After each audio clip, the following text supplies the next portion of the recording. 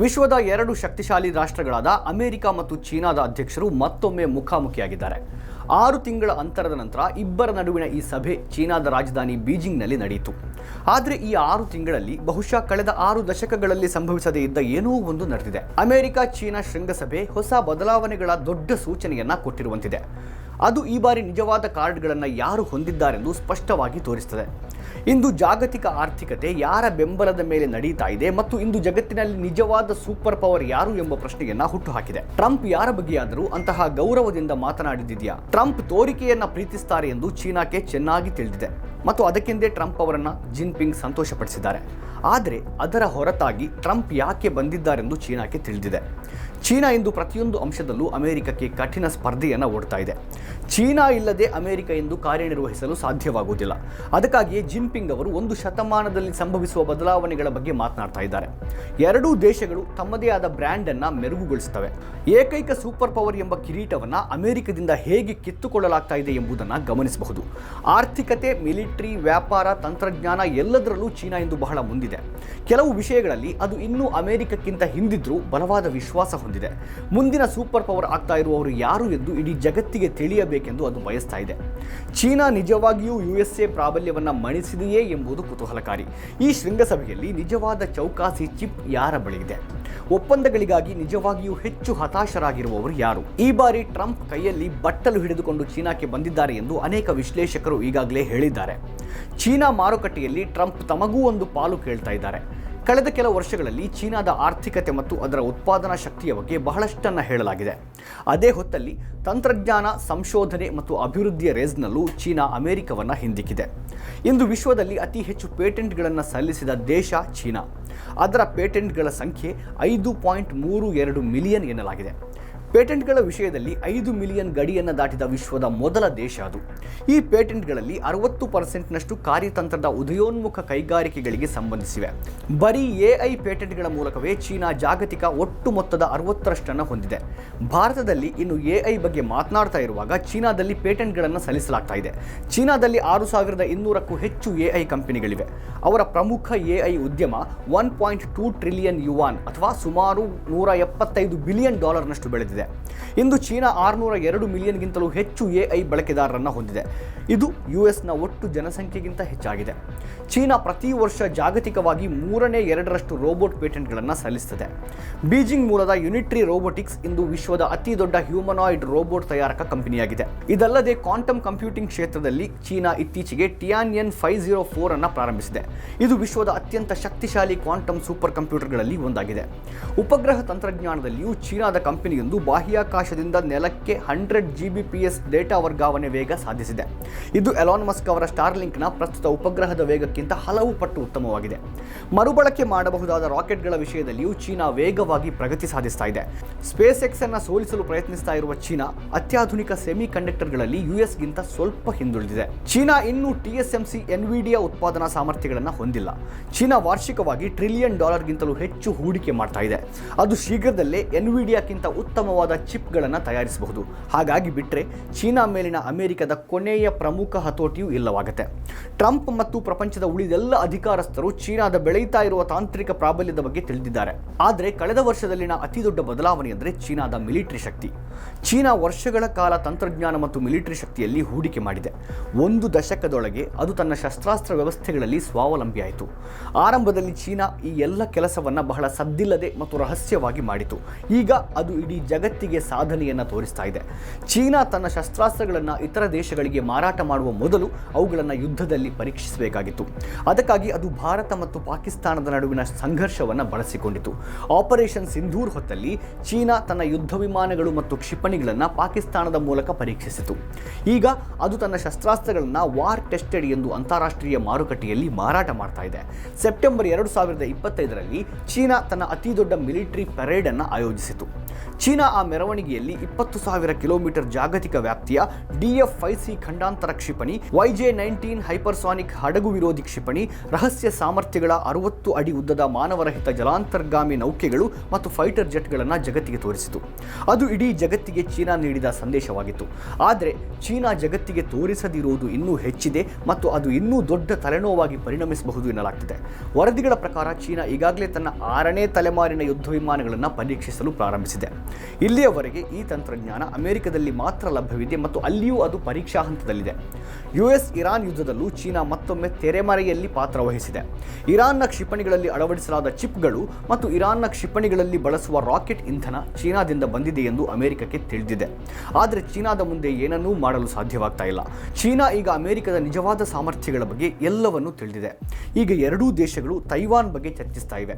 China ಇಂದಲ್ಲ ನಾಳೆ Taiwan ಅನ್ನು ವಶಪಡಿಸಿಕೊಳ್ತದೆ ಎಂಬುದು ರಹಸ್ಯವೇನಲ್ಲ. ಈಗ US ಇನ್ನೂ ವಿಶ್ವದ ಅತಿ ದೊಡ್ಡ ಮಿಲಿಟರಿ ಶಕ್ತಿಯಾಗಿದೆ ಮತ್ತು ಅತ್ಯಂತ ಶಕ್ತಿಶಾಲಿ ನೌಕಾಪಡೆಯನ್ನು ಹೊಂದಿದೆ. ಆದರೆ ಚೀನಾ ಹೆಚ್ಚು ಹಿಂದುಳಿದಿಲ್ಲ. ಕ್ಷಿಪಣಿಗಳು, ಹೈಪರ್ಸಾನಿಕ್ಗಳಲ್ಲಿ ಚೀನಾ US-ಗಿಂತ ಮುಂದಿದೆ. ಅಮೆರಿಕದ ಜಾಗತಿಕ ಮಿತ್ರರಾಷ್ಟ್ರಗಳ ಜಾಲ ಪ್ರಪಂಚದಾದ್ಯಂತ ನೆಲೆಗಳನ್ನು ಹೊಂದಿದೆ. ಅಲ್ಲಿ ಅದು ಯಾವುದೇ ಕ್ಷಣದಲ್ಲಿ ಶಕ್ತಿಯನ್ನು ಪ್ರದರ್ಶಿಸಬಹುದು. ಪ್ರಪಂಚದಾದ್ಯಂತ ಯುದ್ಧ ನಡೀತಾ ಇರುವಲ್ಲೆಲ್ಲ ಅಮೆರಿಕನ್ ಮದ್ದುಗುಂಡುಗಳನ್ನು ಎಲ್ಲೋ ಬಳಸಲಾಗ್ತಾ ಇದೆ. ಈ ವಿಷಯದಲ್ಲಿ ಚೀನಾ ಹಿಂದುಳಿದಿತ್ತು. ಆದರೆ ಈಗ ಅದು ಪಾಕಿಸ್ತಾನ, ಇರಾನ್, ಉಕ್ರೇನ್ ನಂತಲ್ಲಿ ತನ್ನ ಆಟವನ್ನು ತೋರಿಸಿದೆ. ಚೀನಾ ಇಂದು ವಿಶ್ವದ 2ನೇ ಅತಿ ದೊಡ್ಡ ಆರ್ಥಿಕತೆಯಾಗಿದೆ. ನಾಮಿನಲ್ GDP-ಯನ್ನು ನೋಡಿದರೆ US $30 ಟ್ರಿಲಿಯನ್ ನೊಂದಿಗೆ ನಂಬರ್ 1 ಸ್ಥಾನದಲ್ಲಿದೆ. ಚೀನಾ $20 ಟ್ರಿಲಿಯನ್ ನೊಂದಿಗೆ 2ನೇ ಸ್ಥಾನದಲ್ಲಿದೆ. ತಲಾ ಆದಾಯದ ಲೆಕ್ಕದಲ್ಲಿ ಅಮೆರಿಕನ್ನರು ವರ್ಷಕ್ಕೆ ತಲಾ $94,000 ಗಳಿಸ್ತಾರೆ ಮತ್ತು ಚೀನಿಯರು ತಲಾ ಕೇವಲ $15,000 ಗಳಿಸ್ತಾರೆ. ಆದರೆ ಅಮೆರಿಕ ಸುಸ್ತಾಗ್ತಾ ಇರುವಾಗ ಚೀನಾ ನಿಲ್ಲದೆ ಓಡ್ತಾ ಇದೆ. IMF ದತ್ತಾಂಶ ನೋಡಿದರೆ US ಆರ್ಥಿಕತೆ ಪ್ರತಿ ವರ್ಷ ಸುಮಾರು 2.5% ದರದಲ್ಲಿ ಬೆಳೀತಾ ಇದೆ. ಚೀನಾದ ಆರ್ಥಿಕತೆ ಪ್ರತಿ ವರ್ಷ 5.5% ದರದಲ್ಲಿ ಬೆಳೀತಾ ಇದೆ. ಇದರ ಅರ್ಥ ಅದರ ನಿಧಾನಗತಿಯ ಹೊರತಾಗಿಯೂ ಚೀನಾ ಇನ್ನೂ ಅಮೆರಿಕದ 2 ಪಟ್ಟು ವೇಗದಲ್ಲಿ ಬೆಳೀತಾ ಇದೆ. ಚೀನಾ ಈ ವೇಗವನ್ನು ಮುಂದುವರೆಸಿದರೆ ಮುಂದಿನ 15 ವರ್ಷಗಳಲ್ಲಿ ಅದು ನಾಮಿನಲ್ GDP-ಯಲ್ಲಿ ಅಮೆರಿಕವನ್ನು ಮೀರಿಸುತ್ತೆ. ಖರೀದಿ ಶಕ್ತಿ ಸಮಾನತೆ ಅಂದರೆ PPP ಆಧಾರದ ಮೇಲೆ ಲೆಕ್ಕ ಹಾಕಿದರೆ ಚೀನಾ 10 ವರ್ಷಗಳ ಹಿಂದೆಯೇ ಅಮೆರಿಕವನ್ನು ಹಿಂದಿಕ್ಕಿತ್ತು.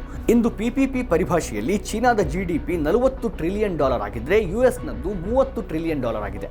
ಖರೀದಿ ಶಕ್ತಿ ಸಮಾನತೆ ಎಂಬುದು ದೇಶದಲ್ಲಿ ನಿಜವಾಗಿಯೂ ಎಷ್ಟು ಸರಕುಗಳನ್ನು ಉತ್ಪಾದಿಸಲಾಗ್ತಾ ಇದೆ ಎಂಬುದನ್ನು ಅಳೆಯುವ ಲೆಕ್ಕಾಚಾರವಾಗಿದೆ.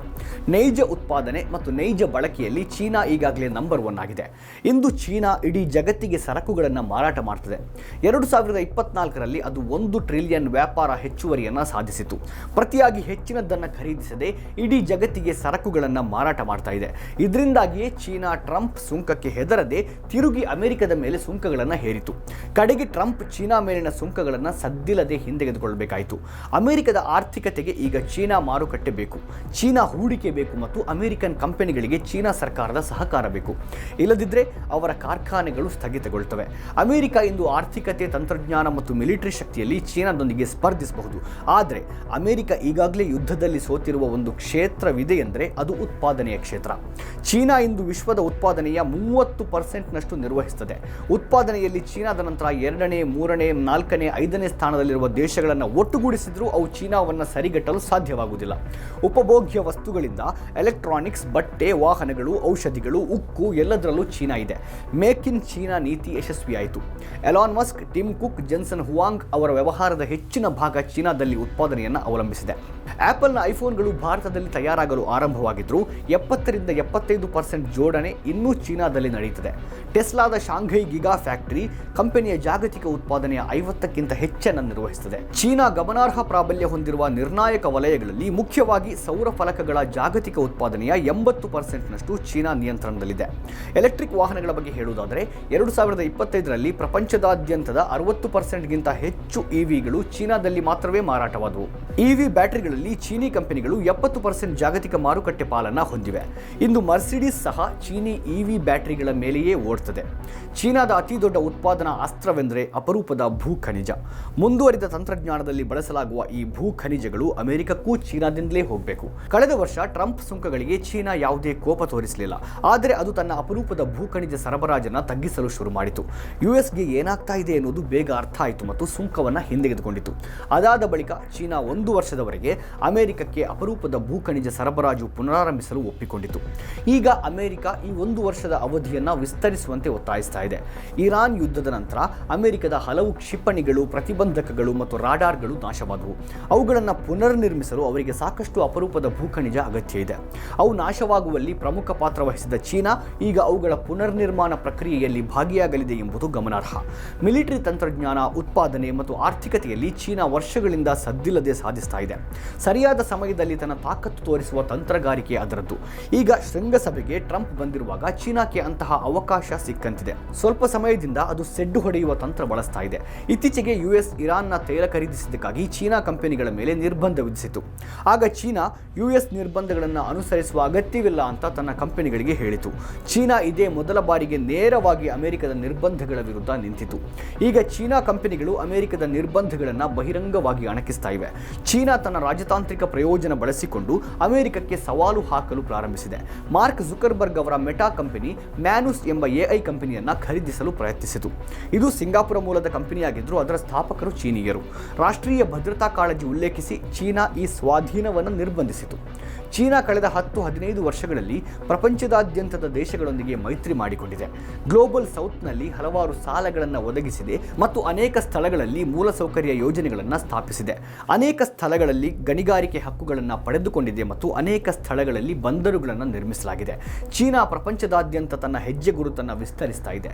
ಈ ನಡುವೆ ಟ್ರಂಪ್ ಯಾವುದೋ ಹೊಸ ಸ್ನೇಹಿತರನ್ನು ಮಾಡಿಕೊಂಡಿಲ್ಲ ಮತ್ತು ಅಸ್ತಿತ್ವದಲ್ಲಿರುವ ಮಿತ್ರ ರಾಷ್ಟ್ರಗಳೊಂದಿಗೂ ಹೋರಾಡ್ತಾ ಇದ್ದಾರೆ. ಅವರು UK, ಜರ್ಮನಿಯನ್ನು ನಿಂದಿಸ್ತಾರೆ, ಕೆನಡಾ, ಗ್ರೀನ್ಲ್ಯಾಂಡ್ ಸ್ವಾಧೀನದ ಬಗ್ಗೆ ಮಾತನಾಡ್ತಾರೆ, ನ್ಯಾಟೋ ತೊರೆಯುವ ಬಗ್ಗೆ ಮಾತನಾಡ್ತಾರೆ. ಆದರೆ ಅಂತಹ ದೇಶಗಳೆಲ್ಲ ಶಿ ಜಿನ್ಪಿಂಗ್ ಅವರ ಕೈ ಕುಲುಕಲು ಮುಂದಾಗ್ತಾ ಇವೆ. ಈ ಎಲ್ಲ ಬದಲಾವಣೆಗಳು ಸ್ವಲ್ಪ ಸಮಯದಿಂದ ನಡೀತಾ ಇವೆ. ಈಗ ಇರಾನ್ ಯುದ್ಧದ ನಂತರ ಪಾಶ್ಚಿಮಾತ್ಯ ದೇಶಗಳಲ್ಲಿ ಒಡಕು ಸ್ಪಷ್ಟವಾಗ್ತಾ ಇದ್ದಂತೆ ಈ ಬದಲಾವಣೆಯ ವೇಗವು ಹೆಚ್ಚಿದೆ. ಇರಾನ್ ವಿಷಯದಲ್ಲಿ ಈಗ US ಜೊತೆ ನಿಲ್ಲಲು ಯಾರೂ ಇಲ್ಲ. ನಾಳೆ ಚೀನಾ ತೈವಾನನ್ನು ವಶಪಡಿಸಿಕೊಳ್ಳಲು ಮುಂದಾದರೆ US ಚೀನಾವನ್ನು ತಡೆಯಲು ಪ್ರಯತ್ನಿಸುತ್ತದೆ. ಆದರೆ ಅಮೆರಿಕ ಜೊತೆಗೆ ಯಾರು ನಿಲ್ತಾರೆ? ಟ್ರಂಪ್ ಅಷ್ಟು ಸುಲಭವಾಗಿ ಬಿಟ್ಟುಕೊಡುವುದಿಲ್ಲ ಅಂತ ಚೀನಾಕ್ಕೂ ತಿಳಿದಿದೆ. ಅಮೆರಿಕ ತೈವಾನ್ ಸ್ವಾತಂತ್ರ್ಯವನ್ನು ಬೆಂಬಲಿಸುವುದಿಲ್ಲ ಎಂದು ಹೇಳ್ತಾ ಇದೆ. ಚೀನಾ ತೈವಾನ್ ಸ್ವಾತಂತ್ರ್ಯವನ್ನು ವಿರೋಧಿಸುವುದಾಗಿ ಅಮೆರಿಕ ಅಧಿಕೃತವಾಗಿ ಘೋಷಿಸಬೇಕೆಂದು ಬಯಸುತ್ತದೆ. ಟ್ರಂಪ್ ತೈವಾನ್ಗೆ ಶಸ್ತ್ರಾಸ್ತ್ರಗಳನ್ನು ಪೂರೈಸುವುದನ್ನು ನಿಲ್ಲಿಸಬೇಕೆಂದು ಚೀನಾ ಬಯಸುತ್ತದೆ. ಚೀನಾ ನಿಜವಾಗಿಯೂ ಅಮೆರಿಕದ ಸೂಪರ್ ಪವರ್ ಕಿರೀಟವನ್ನು ಕಸಿದುಕೊಳ್ತಾ ಇದೆಯಾ? ಸದ್ಯ ಇಲ್ಲವಾದರೂ ಆ ದಿನ ದೂರವಿಲ್ಲ ಅಂತಲೇ ಹೇಳಲಾಗ್ತಾ ಇದೆ. ಚೀನಾ ದಶಕಗಳಿಂದ ಸಾಗ್ತಾ ಇರುವ ಬೆಳವಣಿಗೆಯನ್ನು ನೋಡಿದರೆ ಅಮೆರಿಕವನ್ನು ಹಿಂದಿಕ್ಕಲು ಅದು ಹೆಚ್ಚು ಸಮಯ ತೆಗೆದುಕೊಳ್ಳುವುದಿಲ್ಲ ಅಂತ ತೋರ್ತದೆ. ಕೇವಲ 30-40 ವರ್ಷಗಳಲ್ಲಿ ಚೀನಾ ಬಡ, ಅಭಿವೃದ್ಧಿ ಹೊಂದುತ್ತಿರುವ ದೇಶ ಎಂಬ ಸ್ಥಿತಿಯಿಂದ ಬಹುತೇಕ ಸೂಪರ್ ಪವರ್ ಆಗಿ ರೂಪಾಂತರಗೊಂಡಿದೆ. ಉತ್ಪಾದನೆ, ವ್ಯಾಪಾರ, ನವೀಕರಿಸಬಹುದಾದ ಇಂಧನ, AI, ಪೇಟೆಂಟ್ ಇವೆಲ್ಲದರಲ್ಲೂ ಅದು ಮುಂಚೂಣಿಯಲ್ಲಿದೆ. ಅಪರೂಪದ ಭೂಖನಿಜಗಳಲ್ಲಿ ಏಕಸ್ವಾಮ್ಯ ಸಾಧಿಸಿದೆ. ಈಗ ಅದರ ಮಿಲಿಟರಿ ಕೂಡ ಕ್ರಮೇಣ ನಂಬರ್ 1 ಆಗ್ತಾ ಇದೆ. 40 ವರ್ಷಗಳ ಹಿಂದೆ ಭಾರತ ಹಲವು ವಿಧಗಳಲ್ಲಿ ಚೀನಾಗಿಂತ ಮುಂದಿತ್ತು. 90ರ ದಶಕದಲ್ಲಿ ಭಾರತ ಚೀನಾವನ್ನು ಹಿಂದಿಕ್ತದೆ ಅಂತ ಅರ್ಥಶಾಸ್ತ್ರಜ್ಞರು ಹೇಳ್ತಾ ಇದ್ರು. ಆದರೆ ಇಂದು ನಾವು ವಿಭಜನೆ ಮತ್ತು ದ್ವೇಷದ ಕೆಸರಿನಲ್ಲಿ ಸಿಲುಕಿರುವಾಗ ಚೀನಾ ಅಮೆರಿಕವನ್ನು ಎದುರಿಸ್ತಾ ಇದೆ ಮತ್ತು ಗೆಲ್ತಾ ಇದೆ. ಎಷ್ಟರ ಮಟ್ಟಿಗೆ ಅಂದರೆ ಇಂದು ತನ್ನಲ್ಲಿಗೆ ಬಂದಿರುವ ಅಮೆರಿಕದ ಅಧ್ಯಕ್ಷರನ್ನ ಚೀನಾ ಓಲೈಸ್ತಾ ಇಲ್ಲ, ತನ್ನ ಸ್ನೇಹಿತ ಅಂತ ಹೇಳಿ ಮೆರೆದಾಡಿಸ್ತಾ ಇಲ್ಲ. ನಿಜವಾದ ರಾಜ ಯಾರು ಅಂತ ಚೀನಾಕ್ಕೆ ತಿಳಿದಿದೆ. ಅದು ಟ್ರಂಪ್ ಮುಂದೆ ಮರಳಾಗುವುದಿಲ್ಲ ಮತ್ತು ಮಂಕಾಗುವುದೂ ಇಲ್ಲ. ನಮ್ಮ ಕಾರ್ಯಕ್ರಮಗಳನ್ನು ನೀವು ನೋಡ್ತಾ ಇದ್ರೆ ನಮ್ಮ ಚಾನೆಲ್ ಅನ್ನ ಸಬ್ಸ್ಕ್ರೈಬ್ ಮಾಡಿ, ಪಕ್ಕದ ಬೆಲ್ ಐಕಾನ್ ಒತ್ತಿ ನಮ್ಮನ್ನ ಬೆಂಬಲಿಸಿ. ಹಾಗೆ ನಮ್ಮ ಕಾರ್ಯಕ್ರಮಗಳನ್ನ ಲೈಕ್ ಮಾಡಿ, ಕಮೆಂಟ್ ಮಾಡಿ, ಅದನ್ನ ಬೇರೆಯವರಿಗೂ ವಾಟ್ಸ್ಆಪ್ ಮೂಲಕ ಶೇರ್ ಮಾಡಿ. ನೀವು ಹೀಗೆ ಮಾಡಿದಾಗ ನಮ್ಮ ಚಾನೆಲ್ ಇನ್ನಷ್ಟು ಮತ್ತಷ್ಟು ಜನರಿಗೆ ತಲುಪಲು ನೀವು ನಮ್ಮೊಂದಿಗೆ ಸಹಕರಿಸಿದ ಹಾಗಾಗುತ್ತೆ. ಇದು ನೀವು ಯಾವುದೇ ಖರ್ಚಿಲ್ಲದೆ ಕೆಲವೇ ಸೆಕೆಂಡುಗಳಲ್ಲಿ ನೀಡಬಹುದಾದ ಸಹಕಾರ. ಧನ್ಯವಾದಗಳು.